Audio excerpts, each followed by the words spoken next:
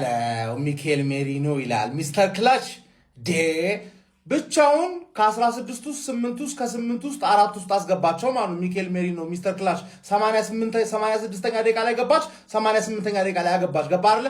እያጠናች ነበር እስካሁን የቆየችው የቤልጂየምን ዲፌንስ ላማንስን ምናምን እያጠናች ስለነበረ ነው። ሲዲ ስፖርት ይመቻችሁ። እንደዚህ አድርገው ሰዎች እያጠናቸው ነበር። አጥንቶ ገባና በሁለት ደቂቃ እና በአጠናቸው በሁለት ደቂቃ ያገባል። ገባር ሲጀመር ላመንስን ሲያስገቡት ነው እንደሚወድቁ ያወቁት። በአርሰናል ተጫዋች እንደሚወድቁ አላወኩም እንጂ ላመንስ ሲገባ አፈሰሰ ነው የምልህ። ገባ ኮቶዋ እኮ እየተደበደበ ነበር። ከዛ ላመንስ ሲገባ አሪፍ በረኛ እኮ ነው አልኩኝና ከዛ መለስ ብዬ ሳስበው ማን ኮቶዋ እያዳነ የነበረው ኳሶች ትዝ ሲለኝ ገባርለ ጎል ግልጽ ነው ለካ ጭራሽ አፍሳ ማን አይችልም። የበረኛ ኦናና በጣም ስታንዳርዳችሁ ስላወረደ ነው እንጂ እንዴት እንደዚህ ያፈሳል በቀላሉ ማለት ነው። ገባ ሚኬል ሜሪኖ ደግሞ ይሸተዋል። ሁለት ደቂቃ ተረዳኝ አይደለ? ስፔን አለፈች ነው ማለት ኮንግራቹሌሽንስ። አሁን ግን እኔ እመኑ ነው የምላችሁ ማለት ነው ሌቭል አፕ ካላደረጉ በስተቀር ሚኬል ሜሪኖ ምናምን ካላገባላቸው በስተቀር ፈረንሳይ ትደበድባታለች ማለት ሰሊባ ላይ ሚኬል ሜሪኖ ካገባ ነው ያደንቃሉ። ያቃሉ እኮ የቱ ጋር እንደምትገኝ ሽር የሆንክተውዬ ማለት ይመች ጓንት ለብሶ ከመደገፍ ቢያንስ ሜዳ ላይ ገብቶ ማለት ተፍተፍ ላሚን 5 ሳንቲም እንዳይደብርሽ እናቴ። እንኳንም ተንቀሳቀሽ ቂጥ ሞኝ ነው እግር ብልጥ ነው አባቴ። ኖርማል ኖርማል ሲጀመር ማን ቤንች አድርጋል እንኳን ዋጋውን የሰጠው የ40 ዓመት ሽማግሌ ታስገባለህ እንዴ አንተ? ሙታን ታስገባለህ? ሲኒላምዝ የመሰለ ወርቆን በረኛ እያለ ኢስፓኒያ ደግሞ ከዛ ከወያላ ተጫዋችሽ ጋር ዋጋሽን ነው በፈረንሳይ በኦሊሴ በምባፔ ድባቅ ነው ማስደበድብሽ። በጣም አፍልተሻል ኢስፓኒያ ዋጋሽን ነው ማሰጥሽ። ቀጣይ ምን ሰዓት በይ ልብ ሰባሪው ሜሪኖ ቤልጂየምን ከወርልድ ካፑ አሰናብቷታል። ስፔን ፖርቹጋልንም ስታሸንፍ የሚያሸነፊያ ጎሉን ያስቆጠረው ሜሪኖ ነው። የሻሼው ተፋው የወያለው ቀረቀረው። እዚህ ጨዋታ ላይ እንግዲህ ቤልጂየሞች በጣም ቁልፍ ተጫዋቾቻቸውን በጉዳት አጥተው ነበረ። ያው ዋርም አፕ ላይ ቲሊማንስን አጥተው ነበረ። በጨዋታው መሃል ደግሞ ቲቦ ኮርቷን አጥተዋል። ያ ደግሞ ዋጋ ያስከፈላቸው ይመስለኛል። የተቀይሮ የገባው የቤልጂየም በረኛ ነው እንግዲህ ተፍቶ ሜሪኖ ጎሉ እንዲያገባ ያደረገው። ስፔኖች 2-1 አሸንፈው እንግዲህ ወደ ሴሚፋይናሉ አልፈዋል። ሴሚፋይናል ላይ ከፈረንሳይ ጋር ይገናኛሉ። ወርልድ ካፑን ሊያሸንፉ ይችላሉ ተብለው የሚጠበቁት ሁለቱ ሀያላን ሀገሮች እንግዲህ ስፔንና ፈረንሳይ ሴሚፋይናሉ ላይ ይጫወታሉ። ስፔን እንግዲህ ወደ ብቃታቸው ወደ ፐርፎርማንሳቸው እየተመለሱ ያሉ ይመስለኛል። ኒኮ ዊሊያምስም ተቀይሮ ገብቷል። ላሚን ያማልም አሪፍ ተንቀሳቅሰዋል። ቤልጂየሞች እንግዲህ በሚያሳዝን ሁኔታ ለመጨረሻ ጊዜ የዓለማችንን ድንቁን ሚድፊልደር ኬቨን ዲብሮይን እና ቲቦ ኮርቷን ያየን ይመስለኛል። የመጨረሻ የዓለም ዋንጫ ጨዋታቸውን ይጫወቱ ይመስለኛል። ኤቨን ሉካኩ የመጨረሻ ጨዋታውን ይጫወቱ ይመስለኛል። ያው እንግዲህ ልጅ ወንዶቻችንን እየሸኘን እንገኛለን። ስፔንና ፈረንሳይ ሜሪኖ ምን ያገባ በማይመለከት ለምን ትገባለህ ብዬ ነበረ ባለፈ ፖርቹጋል ላይ ስታገባ። ዛሬ ግን እንዴት እንዳረካኸኝ የኛ ልጅ በመሆንህ እንዴት እንዳኮራኸኝ አንተ እንደዚህ አይነት ክሊኒካል አጥቂ ነህ እንዴ ማንዬ? በቃ እኔ አሁን ማለት ነው አርቴታ ምን ያህል ተጫዋች መቀየር እንደሚችል ነው ያሳየኸኝ አባቴ። ምን አይነት ዘቲንከር ማን ይሆን ከተጫዋች ነው ይመለከታል። በሚመለከተ ጉዳይ ላይ ነው ጎል ያስቆጠርከው። ባለፈው አስከፍተኸኛል። አሁን በዚህ ጎል አፉ ብያለሁ። ፖርቹጋል ላይ ብቻ ገባ ስለመሰለኝ ነው። አሁን እዚህ ስታረገው ስላየው አንተ መተላየው ድንቁ ተጫዋች ነህ። በቃ የአደጋ ጊዜ ተጠሪ በአግባቡ ማለት አንተ ነህ። ምን አይነት ተጫዋች ነህ ማንዬ? አንተ ቡድኑን ለሁለት ተከታታይ ጨዋታ እንዴ ተሸከም ወደ ቀጣይ ዙር ማንዬ 4 ውስጥ ከተታት እኮ። አረ ትችላለህ ሜሪኖ ትችላለህ ማንዬ። ይመለከታል፣ የዛሬው ጉዳይ ይመለከታል። እኔ አባት ስፔን ትንሽ መቸገር ነው የሚጠበቅባት። ድባቅ ለመምታት ሜሪኖ ማስገባት በቂ ነው። ያራዳ ልጆች ይሄ ሰውዬ 2 ጨዋታዎች ተከታታይ ባለቀ ሰዓት ጎሎች በማስቆጠር ስፔንን ወደ ቀጣይ ዙር ማለፍ ችሏል ማለት ነው። አሁን ግማሽ ፍጻሜ ላይ ስማ ከፊትም ከኋላም የጉራጌ ቢላ በለው ፈረንሳይ ነው የሚጠብቃት ፊት ለፊት ከሱ ጋር የምትፋጠጥ ይሆናል ማለት ነው ስፔን። ለማንኛውም ኮርቷ ሲወጣ ታውቆት ነበር፣ ተጎርቶ ነው የወጣው። ያራዳ ልጆች ሲሌመንስ እንግዲህ በጣም የማይጠበቅ ስህተት ነው ብዬ አስባለሁ። ኳሱን ፊት ለፊት ነው የተፋውና የማይመራው አጥቂው ደግሞ ሜሪኖ ገባና ገላገለው ማለት ነው። ይሄ ፒውር አጥቂ ነው፣ እንደው ማሰተኛም ራሱ አይደለም። ያራዳ ልጆች ማለት ነው። ለማንኛውም ስፔን ወደ ቀጣይ ዙር አልፋለች። እስቲ ምን ታስባላችሁ? የድረስ መሄድ ትችላለች? ሀሳብ አስተያየት እናንተ ነው። ሼር ኮፒ ሊንክ እንዳይረሳ። ይመቻችሁ። ይሄ ሰውዬ ምን ነክቶ ነው? ሜሪ ነው ምን ሆነ ነው እንዴ? ይሄ የአሚል ያማን ቡድን እኮ ነው። በቃ እሱ ነው እንደዚህ ማድረግ ያለበት እንዴ። ምንድነው ቀይር ያለው ይሱ? እሺ እንደዚህ አይነት ጸባይህን ማለት እዚህ ወርልድ ካፕ ላይ ጨርሰህ ትመጣለህ። እሺ ፕሪሚየር ሊግ ላይ ይሄንን እንደዚህ አይነት ነገር ምንም አንፈልግም። ያም ማርቲኔሊ መጨረሻ አካባቢ እንደዚህ አይነት ጸባይ እያሳየ ነበር።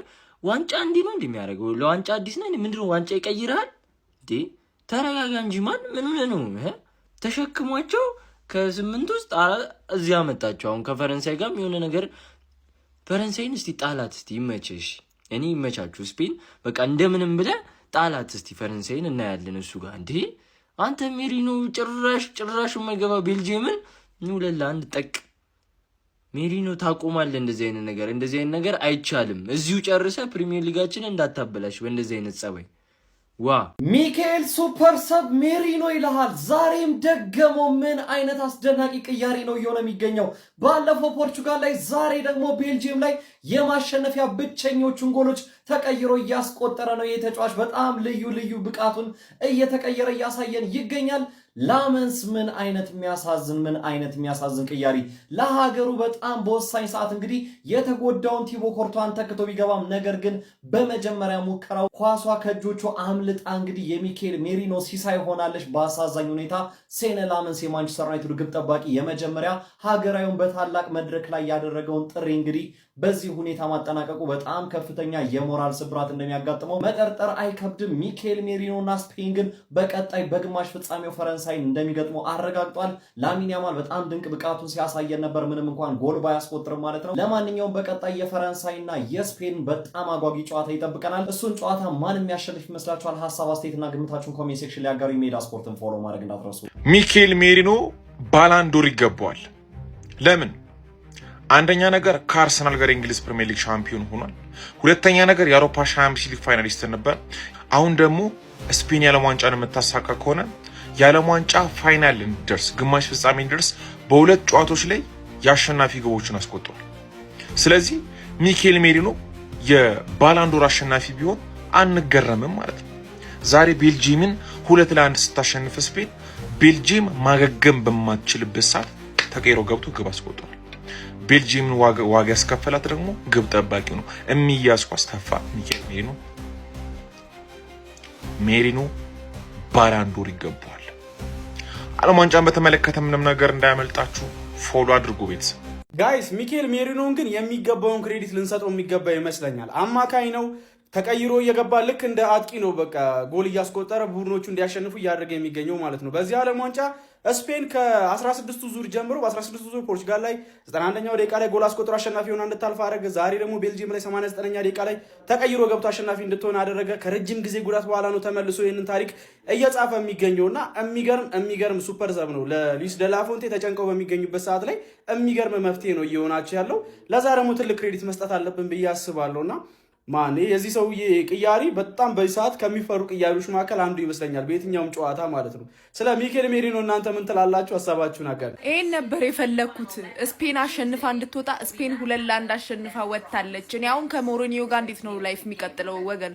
አሁን ፕሪሚየር ሊግ ላይ ከዚህ ልጅ ጋር እንዴት ነው የምንኖረው? ያማልን ይዘውት አስጨንቀውት እኔ ጎል እንዲያስገባ በጣም ነበር የፈለኩት። ግን ማን በየት በኩል ልጁን እናረጉት እንዴት እየተነፈሰ እንደነበር ራሱ መድኃኒዓለም ነው የሚያውቀው። እኔ ግን ከሞሪኒዮ ጋር ህይወት አሁን እያሳሰበኝ ነው። እንዴት ነው የሚዘለቀው? እንዴት ነው የሚኮነው? ስፔን ቤልጂየምን ጥላ እንግዲህ ወደ ቀጣዩ ዙር አልፋለች። ሴሚፋይናል ላይ ስፔን ከፍራንስ የሚገርም ጨዋታ እንመለከታለን ማለት ነው። ሜሪኖ ዛሬም ተቀይሮ ገብቶ አግብቷል። ኦሪጊን ሆኗል ማለት ነው። ያው ምንም ጥያቄ የለውም ስፔን እንድታልፍ ነበር የፈለኩት፣ ግን ጎሏ እንዲህ ባትቆጠር ሙዴ ነበረ። ኦልሞስት በቃ ኤክስትራ ታይም ተመለከትን ብዬ ነው ማለት ነው። ጎል የገባ የሴን ላመንስ እጅ አፈሰሰች ጋይስ።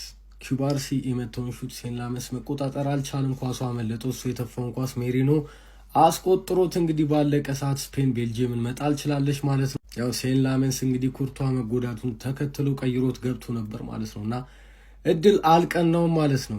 ያ ነው የደበረ እንጂ ስፔን በማለፏ ደስ ብሎኛል ማለት ነው። ስፔን በጣም ጥሩ ነበረች። ሚድፊልዱን በጣም ኮንትሮል አድርገውት ነበረ። በተለይ ሮድሪ በቃ ክላስ ኢዝ ፐርማነንት ማለት ይሄ ነው። በቃ ሮድሪ በደንብ ጌሙ እንዲቆጣጠሩ አግዟቸው ነበር። አሁንም ማድነቅ ያለብን ቤልጅየሞች በደንብ ትራንዚሽንን ነበር ምርጫቸው አድርገው የነበረው። ግን ደግሞ የስፔን ዲፌንስ ማለት ነው ላይ ካለማድነቅ አችሉም። ከኳስ ጋርና ከኳስ ውጭ ያላቸውን እንቅስቃሴ ማለት ነው ማጥቃቱ ላይ ከተሳተፉ በኋላ ተመልሰው ቶሎ ወደ ቅርጻቸው የሚመለሱበት ታክቲካል ዲሲፕሊናቸውን ምናምን አለማድነቃቸውን ዳትስ ላይ ጎል እየተቆጠረባቸው አሉ ነው። ያው ዛሬ ተቆጥሮባቸዋል፣ ምንም ማድረግ አይቻልም። ግን ስቲል የስፔን ዲፌንስ በጣም ጥሩ ነው ማለት ነው። ቤልጅየሞች እንግዲህ በደም ሰሌክትድ ሞመንቶችን በደም ፕሬስ እያደረጉ ነበረ። ከዛ እነዛን እንግዲህ የሆነ ኳስ ሲያገኙ ኳሱን ሲያሸንፉ ቶሎ ኬቨን ደብሬን ነበር የሚፈልጉት ማለት ነውና ትራንዚሽንን ነበር እንዳልኳችሁ ምርጫቸው አድርገው የነበሩት። ግን ዛሬም ላሚን ያማልን አለማድነቅ አንችልም። ላይክ ያማል እንዴት ነው ያማል እንደዚህ ያደረገ እንደዛ ምናምን ከምትሉ ሉክ ያማልን ከፖርቹጋል ጋር ሲጫወቱ ኑኖ ሜንዴስ ትልቅ የፖርቹጋል የማጥቃት ዌፕን ነበረ። ግን ደግሞ ያማልን በመያዝ ተጠመደ። ያማልን በአንድ ተጫዋች አትይዞም፣ ኦቨርሎድ ታደርግበታለህ። ዛሬም ያንን የተመለከትነው ከያማል ፊት ኤቭሪ ታይም ኳስ ሲይዝ ከፊቱ ሁለት ተጫዋች አለ። ገና ደግሞ ሶስተኛ ሰው ኦቨርሎድ ያደርጉበታል ከኋላ ደግሞ ማለት ነው። እና ያን እንግዲህ በግራ በኩል ያሉ እነ ኩኩሬላ ስፔሱን በደንብ ሊጠቀሙት ይገባል ማለት ነው። ያን እየተጠቀሙ አልተመለከትንም። እንደውም ሞር ስሩ ቦሎች ምናምን ነበር ወደ ኦሪያዛባል እንግዲህ ሲሄዱ የነበረው ማለት ነው። እና ኒኮ ዊሊያምስ እኔ ለምን እንደሚገባ አትሊስት ለምን በጊዜ ተቀይሮ እንደማይገባ አላውቅም። የሆነ ከ60 ከ70 በኋላ ቶሎ መግባት አለበት። ለምን ያማል እዛ ጋር በጣም እንግዲህ ኦቨርሎድ ስለሚኖርበት እዚህ ጋር በደንብ ብዙ ስፔሶች አሉ። ልክ እንደ ያማል አሪፍ ድሪብለር የሆነ ተጫዋች ቢሰለፍ ስፔን የበለጠ ትጠቀማለች፣ እንደባለፈው እንደ ዩሮ ማለት ነው። ዩሮ ላይ እንደተመለከታችሁት ያ ሰው ደጋግሞ ኒኮ ዊሊያምስ አደጋ የሚፈጥር ከሆነ ያማልም ስፔሶችን ያገኛል። ኤኒዌይስ ዶኩንም ልክ እንደ ትልቅ የማጥቃት ዌፐን መጠቀም ይችሉ ነበር። ግን ዶኩም ኦቨርሎድ አድርጎ እንግዲህ ያማልን በመያዝ ተጠምዶ ተመልክተነዋል ረጅሙ ሰዓት ማለት ነው። እኔ የስፔን መሀል ሜዳ ክፍል ለምን እንደሚወቀስ አላቅም። ቻንሶችን አልፈጠሩም ምናምን። ላይክ ዛሬ ያሸነፉት ቤልጅየምን መሀል ሜዳ ላይ በደንብ ስለበለጧቸው ነው። ፔድሪም ሃፍ ስፔሱን በደንብ አታክ ሲያደርግ ነበረ ማለት ነው። ቀጣዩ ጨዋታ ኪሊያን ምባፔ ከላሚን ያማል፣ ፍራንስ ከስፔን። እንግዲህ ጨዋታ ዩሮ ላይ ተመልክተነዋል። ላሚን ያማል ከምባፔ ጋር እንግዲህ ያላቸውን ሄድ ቱ ሄድ እንግዲህ ሂስትሪ እናውቃለን ማለት ነው። እና በዚህ ጨዋታ ያ ይደገማል ብዬ ተስፋ አረጋለሁ። ባርሳ ከማድሪድ ተከታታይ ዝም ብሎ ሲለጠልጠው ነበረ። ድጋሚ ፍራንስ ከስፔን ተገናኝቶ አሁንም ዩሮ ላይ ድጋሚ ሰጥቶት ነበረ ማለት ነው። ታስታውሳላችሁ። አሁንም ያንን ማየት ነው የምፈልገው። ስፔን አሁን ፍራንስ እኔ ላይክ ፍራንስ ከወደቀች ስፔንን ብትበላው ደስ ይለኛል። ኢንግላንድን ብትበላው አይደብረኝም። አርጀንቲና አትበላውም፣ ግን ብትበላው ደግሞ ለማንኛውም በደንብ ሼር ይደረግ። ቪዲዮን አረዘምኩት መሰለኝ ወይ አሳጥሯለሁ። ካልሆነ 4 ደቂቃ ደርሷል። ይመቻችሁ። አረ ሜሪኖ ባክ አረ ረፍ ባክ እንዴ! ባለፈው ፖርቹጋል ዛሬ ቤልጂየም ላይ የማይሆን ሰዓት እየጠበቀ ያገው ማን ምን አረር ተውበሉት ይሄን ሰውዬ ተውበሉት ዴ ምን አርግ ነው የምትላቸው?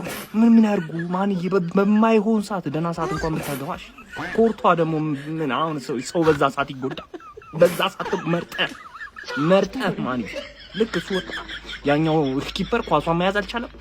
ይሄ የተረገመ ሰውዬ በቃ ማይሆን ሰዓት ማይሆን ቦታ ላይ እየተገኘ ጥልቅ አንተ ምን አይነት ሰው ነህ? በእናትህ አንተ ምን አትሆንም? አንተ ልብ ሰባሪ የሆንክ ሰውዬ። ኧረ ላሽ ስፔን ወደ ቀጣይ ዙር አልፋለች። አንተ ግን ማለት ነው እኔ ቀጣይ አርፎ መሀል ሜዳ ላይ ይጫወት